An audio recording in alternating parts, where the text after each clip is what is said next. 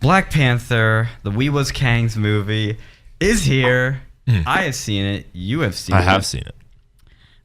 First impressions, what'd you think of it? I thought it was a good movie. It had a really good pacing, likable character. I got emotionally invested in the plot. And I thought the message was really good. It was ultimately. So, are we doing spoilers or what's the deal? Oh yeah, that's what I like to do. We'll do like the first half here non-spoilers, then we'll go into spoilers on the second half. But yeah, it was a well-made movie. It was awesome action. All the actors are fantastic. Yeah, I liked the movie. You liked it? And it was not like I was expecting from all of the reactionary people saying, "Oh man, this is going to be like this Black Power." Yeah. Propaganda. And no, it wasn't. It was fair. It was good. Yeah, I enjoyed it. It was a good Marvel movie. I actually pretty much agree with that. Are you into the Marvel movies? Yeah, I've watched all of them. Oh wow, I people hate me because I always say the Marvel movies are overrated, and I'm not that big of a fan of them. This one was actually higher up on the list for me of Marvel movies overall. You're agreeing with the critics. I know. If I disagree, though, I'd be labeled racist and my review would be removed from Rotten Tomatoes. So I have to agree, don't I? No, seriously, I am giving an honest review. Like, overall, I did like this movie. It was enjoyable. It was fun. It was actually less humorous than most Marvel movies, which I was kind of surprised with. The villain was much better than they usually are. This villain actually had some depth and some sympathy for him, which I really enjoyed. The music I thought was a little it was appropriate. It was a little weird at times. I wasn't always on board with it. Okay. With like the weird beat during like a classical music segment, it was like yeah, no, I agree. Yeah, because they had like this rap music intermixed with it, with all this like folky African music, and I'm like, what are they trying to say here? Rap music and it's all these black people here, like what right. I mean, it was just trying to create the mood, and it was like a movie for African Americans. Yeah. Like, I don't know. It's their moment. It was a moment, right. That's what people were saying. I mean, that's totally fine with me, but like the whole identity politics thing is toxic, so I don't know why you have to I agree. Inject that into anything. So are you like stealing your moment as a straight white male, showing up to this movie and taking a seat? How dare I? You bigot. Yeah, I mean, I think when people say ridiculous stuff like that, I think it's still coming from a good place. They're like, we want to let people appreciate the moment. Yeah. And like same with Wonder Woman when they're saying you can only have women watch it. Oh, at certain movie theaters. Yeah, they were actually like kicking men out. Like segregation much. Yeah. So I mean that's totally fine if you want to do it voluntarily, and it's the movie theater's like prerogative, right? Yeah. But I don't know why you gotta divide people. Yeah, that's what I feel. I mean, here's the joke: is like because they were like telling white people shouldn't come. If they did that, this movie would have bombed. Right. Do you really want this big all black except the two Toykin white guys? You get what I did? I had to do that. Yeah. Toykin white guys of Martin Freeman, Andy Serkis. Gotta love Gollum. Who were great. Yeah, Gollum was great. Stupid horses. Oh my God, it's good. Thank you. Wow. I'm gonna have you on every show to do that. But yeah, they were great in it, the two Toykin white guys. But yeah, like if you had like no white people showing up, the movie would have bombed and they would have complained and been like, oh my God, this is our movie. Why did it do so bad? And it's like, well, you told people to get away. But anyway, back to the actual movie. We're gonna go into spoilers now because we basically covered it. Like I said, I'd recommend seeing it. Yeah, spoiler alert, spoiler alert, spoiler alert. You heard it. You're warned. I know this is a radio, and you're probably just gonna be tuning in after I say that, but screw you. It's been out for like I don't know a week. Yeah, it's been out for a week, so you've seen some stuff. Pretty much, it's Black Trump at first. Black Panther's kind of Black Trump. Yeah. He's anti-migration. He's isolationist, which Trump kind of is. Right. And he is all about, preserving Wakanda as a nation it is. He talks about like, when migrants come, they bring their problems with them. I was like, this is like woke. Yeah. No, it was really interesting when they talked about all those themes. Yeah. But when I was listening to the Ben Shapiro show a while ago, and he was talking about it, and the fact that Wakanda was so prosperous probably would not have happened if they didn't trade with anyone else. Yeah. Because like you could have this amazing metal material that's going to make your country successful, right? Yeah. But if you're not selling it, if you're not like You're not making money off of it. right, you're not building your economy if you're not trading. And I think that is kind of a fallacy that Trump and some people who are on like the more nationalist side kind of fall for, is that if you just restrict trade, you're going to be able to self-survive, and it's going to be better for your country, but you need trade to survive and thrive. Yeah. And it's just making it a fair balance is what you have to do for your country. Fair trade, not free trade. There you Trump go. would say. Yeah, that's what I'm pretty much on board with. But the bad guy is basically a Black Lives Matter, like, screeching oppression. Oh, the oppressors, we must fight back. Yeah, I was like so shocked they framed it that way at first. I mean, there were the little jabs of like, they call like Martin Freeman the colonizer. I didn't like that. Yeah. Yeah, it's just like that made me like go Cringe. Yeah, cringe. Yeah. It was so good other than that. Yeah. It's very minimal, those type of things. Yeah. The most obvious thing I think was when they go into that like other the other tribe. And and when Martin Freeman starts to speak, he starts barking at him, and I'm like, "What the heck is this crap?" That was weird. That was so weird. It was kind of funny. Because like after he's like, "Oh, just kidding." Yeah, that was good. That was one of the good. It redeemed itself a bit, right? Yeah, yeah. But then at the end, Black Trump becomes liberal Trump. And it's like, I thought he was supposed to stay this way, but they're like, oh, he's got to grow as a character and have character arc. Well, yeah, sure. But like, it's kind of like he stepped backwards because he's like, oh, now we're going to help the world. Right. I'm just like, okay, that's fine. When I was watching the movie and after I read a bunch of reviews, I noticed this theme, and then also a bunch of other reviews picked up on it, is that it was basically a retelling of Malcolm X versus Martin Luther King. Really? Because Malcolm X, if you haven't heard of him, like he was very pro, like more aggressive violence, pretty much. Or is that debatable? I need to fact check that. Fact checkers, yeah, get them fact checkers. But he was more of a like kind of like getting revenge on the oppressor class and like rising up and having like this Black Power movement. When Martin Luther King was more about just reconciliation. Even though these people did terrible stuff to you, don't do terrible stuff to them. Yeah, just nonviolence. Right, nonviolence, and make the playing field even, and you don't have to take anyone down. You just got to bring yourself up. Mm-hmm. And I really thought the resolution of the movie was good because it said that you can't just destroy the world because of perceived injustices. Mm-hmm. You can't just blame all white people for the problems that you're facing. Like maybe their ancestors did it, and maybe people do have like, I don't know, sometimes life is more convenient as a white person in America. Yeah. But it's not their fault. It's that way. Yeah. And you can't just blame people for that. Especially, you can't blame people for the sins of their fathers. And that's basically what you got to do. And you can fight for change, but you can't just expect people to feel guilty for things that they never really did. Yeah. I think I pretty much agree with that. I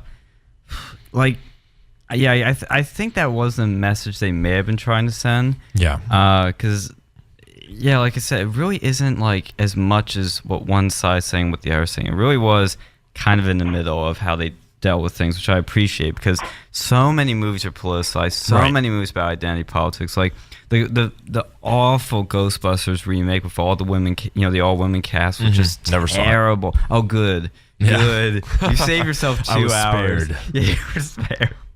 It was so bad because the men in it were all stupid and the women were all smart and kicking butt and all that. Women have been stupid in movies for the entire history, so it's time to have revenge. Yeah. Right. So that kind of pettiness is what that's the problem. I really don't like. Yeah, because it's the equal but opposite here. You don't want to do if you're complaining about an injustice. Why the heck would you want to submit other people to that injustice? Yeah.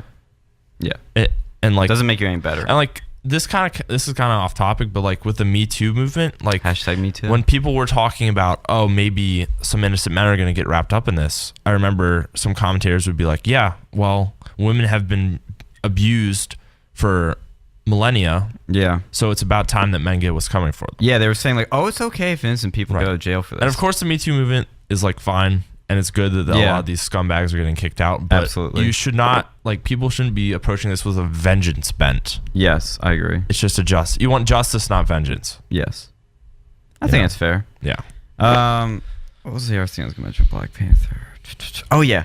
I remember all the early reviews. Those come out like a week in advance. Were like, Black Panther is revolutionary. Black Panther is changing the cinema. Yeah. And I'm like, I went into this and I was like, there's no way a Marvel superhero film is going to change cinema just because it has all black people in it, except for 2 guys. I'm sorry. I don't care about race. I don't care if it's all black. I don't care about that stuff. But as a film, as a just as the technical aspect of what it is, it's not revolutionary. It's an average superhero movie. Yeah. I mean, it looked really nice. Yeah, the visuals are, except with rhinos. Those rhinos. Yeah, those rhinos. It was just cringe. I remember when I first saw the rhino, because in the first time you see it, it's like in the in the farm. I was like, there. That's so CGI. I know, it looks so fake as crap. Oh man, you just see it there. It's just standing there. I'm like, I guess I don't have captive. It's better than having like rhinos. I don't know how real rhinos. How would you train rhinos to do something like that? I mean, in Dances with Wolves, they got a whole load of buffalo for a buffalo hunting scene. So that was, they could train. Oh wait, I just actually fact checked watched a segment of that for my film music class. I love that. Yeah, that's great music. It was like we're just learning about Western films. Oh, and I want to be in this class. Yeah, it's really good. We have to watch Star Wars for one of the assignments. Cool. Love it. Nice. Yeah. So. Which part of the movie did you see, actually? I'm curious. I think it was the beginning. Is that the one where the guy's in the Civil War and he's about to get his leg cut off? And he's like, nope, I'm out of here. Yeah. And then he tries to commit suicide and then he gets promoted. Yeah. And then it stops right when he gets to the planes. Yeah, the planes. That's the good stuff where it starts. I mean, the beginning's good, but that highly recommend that movie. It's like 3.5 hours, epic by Kevin Costner. A beautifully shot movie. The music's done by John Barry, who did the Bond theme and much of the Bond music. I love John Barry, so I love the music in that. Great composer. And I think all that movie's like all practical too. Like it's not CGI, but. Because that's the thing with like Black Panther, it's like it could have put a real rhino there just for that one shot too, because it's just one rhino. Right. But then they Deus Ex Machina their way in the end. And you don't need to have the rhinos to fight. Yeah, you do, because it's Deus Ex Machina. The plot requires it. Right. It was just like, I don't know. I was totally unnecessary. It was out of place. Like that's the thing with this movie. Like there's stuff that stood out. Like the one cool thing actually was because. I'm going on a tangent here, but things that stood out to me were like the action. And one thing I wasn't a fan of, like a lot of Marvel movies, they cut their action to death. Like I like fast cut action. Yeah. But there's a few, like Civil War has super cut to death action. This one, like some of them are cut to death, but then some of them are nice and long, which I liked. I loved the fight scenes. In the casino? Yeah, the casino fight scene was good, and I loved the when they were doing the, what do you call it, like the fight to the death for the train dominance thing at the end. No, near the waterfall. Yeah, those were cool. Yeah, like, it was like guttural, and like for the rest of the movie, he's basically invincible. Yeah, which is kind of bull. Yeah, like I want him to have a little bit of a flaw, but like he's invincible in this, what do you call it, vibranium armor. Yeah, that's the problem with it. It's like you don't really understand their powers fully, and when they're invincible as a character, that's really hard to make that character interesting. Right. Because they need to have a challenge to overcome by the end of the film. Well, I mean, he definitely did overcome the challenge, and they provided that through like the other parts of the plot. Where, he got thrown off the waterfall and everything. Yeah, and then there's the part where like this was one thing that really bothered me. Sure. Was the first post-credit scene. That's really like the complete of his arc. He's at the UN and he's advocating for globalism, and how we should because he's like, we should build bridges, not build walls. Right. But he said barriers. So it wasn't as on the nose, but like that's in the post-credit scene. That does not need to. That should have been the end of the movie. Yeah. No, when I remember I remember it as part of the full movie. Yeah, because it feels like they literally cut it out and they put it in the credits because like, we don't know what we're gonna do with this post-credit scene. We gotta have two. I mean, it wasn't the post-credit scene. Yeah. Mega spoilers. The post-credit scene has a bunch of like these African like childs like looking at the camera. And you're like, oh, who is it? Yeah. And then you find out it's Bucky. And it's Bucky like, Barnes. Oh my god! I was pissed that it wasn't Cap. Yeah, I guess. Well, because at the end of Civil War, like that they ship Bucky off somewhere. You're right. Yeah, and that's where it's like, where'd he show up? Right, but Cap don't know how he got there. Yeah, because didn't he like go and rescue a bunch of people from the prison? I think so. Captain America. Kind of forget. Yeah, he did. Yeah. Yeah. I don't. Yeah. So many Marvel movies. They're all great. I mean, they're all good. They're not all great. Yeah. I enjoyed them all. Iron Man 2. Let me qualify this. Like, yeah.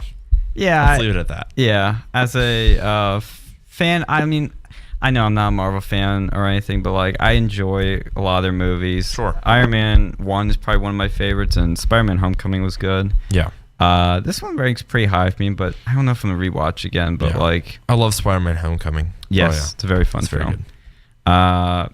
Hey, Alex, I haven't brought you into this because you haven't seen it yet. But do you have any 2 cents put in? I mean, you're right. I haven't seen the movie, but from what I've seen, I've listened to Sargon at the concert. I don't know how. I don't know. Have you seen that one? I've seen parts of it. Like, I don't know. Like, here's the thing. At least for me, like I've never watched it. I have a little bit of desire now because I keep hearing it's actually a decent movie. I'm not a fan of Marvel movies. I used to like them, and then, or just superhero movies in general. I was feeling that superhero movies are going to be the next Western of our time. I agree. Because they just keep bumping up the budget for these. But what I think is going to end up happening is these movies, like here we go. It just keeps going over the same thing. Oh, there's a superhero, then naturally there's a supervillain who just pops out of nowhere. And this whole thing, it just seems like it's a black nationalist fairy tale that people have invented. Like Black Lives Matter. Well, no, that's what it seems like. It's like, oh, what would have happened if Europeans never colonized? Right. Well, this is completely untrue. This is so far off. You know what they'd be doing? Have you ever read Things Fall Apart by, I can't even pronounce that guy's name, it's some guy from Kenya, I think in like the 1900s. Yeah, I think I read that in high school, but I forget most of it. Well, basically what happened was, instead of seeing these people with like UFOs and vibranium, they go and like drink palm wine and kill twins because they thought it was an abomination. They go and have like a forced abortion. What? Oh, look, I'm not real really confused. abortions. No. But this is a thing in Africa. This is a thing in these tribes. They do stuff like that. If you had twins, they thought it was like evil spirit or something. Okay. So they take them and they go and like, do away with them. Okay. Okay. Yeah, so your point about like the whole like black nationalist thing, like we have no idea what would have happened if we didn't colonize them. Yeah, it's hard to predict no, the future. No, we do. No, we don't. Still tribes. They still Like, it didn't happen. Yeah, right. But like so much other stuff happened in Africa that you would not expect. Like the Roman Empire conquered Africa. Like Timbuktu was a big thing. I love that name. Aksum was a thriving trade kingdom because of its connection with the Byzantine Empire and stuff. Wow. Well, shoot, if they were that good, they wouldn't have been conquered. What was that? If they were that powerful, they wouldn't be conquered. Even then, that doesn't make That's a fair point. Yeah. And here's what I understand. If they had this vibranium resource, why didn't they go and conquer Europe? Right. That's true. Well, maybe they did. Well, they didn't conquer in this film because they were all about isolationists. They wanted to keep their own home. But see, this was what's ironic about this movie is I think the alt-right should love this movie. Right. Because it's promoting a black ethno state. Right. And they want the white ethno Sponsor state. horses. And it works beautifully, just like a white ethno state in fiction. Yeah. Because it would never work in reality. Exactly. Right. Oh, absolutely. Like that's true. Richard Spencer endorsed the film. He did. It's a good idea. They should go and make their own isolationist state away from Europe. That's what he's saying. He's encouraging the alt-right. Yeah. Oh man. This movie's actually a dog whistle to the alt-right. You heard it here first, people. Yeah. So, any last final thoughts from everybody? Yeah. Definitely go see Black Panther if you haven't seen it. Although, if you're listening right now and you haven't seen it, you've probably just gotten the whole you got thing the whole spoiled. movie.